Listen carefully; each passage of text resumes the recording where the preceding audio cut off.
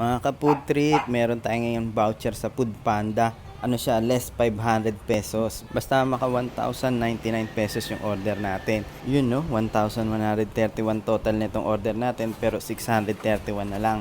Kaya umorder na naman tayo dito sa paborito nating Juice and Jerry dito sa may Caloocan. Yan, so ito yung fried siomai nila, may kasama na sweet and sour. Tapos may toyo mansi din yan, nandito sa ilalim ng box. Tapos ito, may order ako na extra na soy garlic sauce na tapon naman, no? Tapos ito yung sinasabi ko sa inyo na signature na ano nila, fried chicken, yan, no? Parang ano yan, parang bonchon. Tapos umorder ulit tayo ng ano nila, yang chow fried rice, yan. Medyo ano na siya, kumonti na yung rekado. Yung hipon dati meron to, ngayon wala na talaga.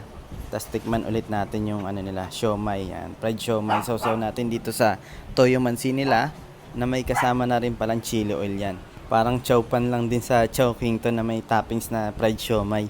Pero para sa akin, mas masarap pa rin yung sa Chowking. Pero mas mura pa rin itong combo nila dito. Tapos nag-try din tayo ng chicken poppers nila. Flavor ano to, honey sriracha. Yun no. Medyo namasa-masa na nga lang siya kasi mainit-init pa nung binalot. Hindi rin natin agad na ilabas dito sa lagayan niya. At ayan na, titikman na rin natin. Goods na din pero hindi na rin siya talaga ganun ka-crispy. Tapos balik na ulit tayo dito sa fried rice natin. At makikita nyo hindi na siya ganun kasolido. Dati talaga sulit na sulit to. Pero dito naman sa chicken, bawing-bawi naman sila. Makikita nyo ang lalaki ng piraso niya. Oh. Sayang lang talaga natapon yung pina-extra kong soy garlic. Kasi masarap talaga yung sauce nila dito. Tapos ito na try na natin kung crispy pa rin. Yun lang, hindi na talaga siya crispy. Ano kasi deliver lang eh. Pero pag doon ka mismo kumain, isa-serve to, mainit-init pa yung rice, pati itong manok, umuusok pa. Pero yung lasa niya, goods pa rin. Pero hindi na siguro papadeliver nito sa susunod.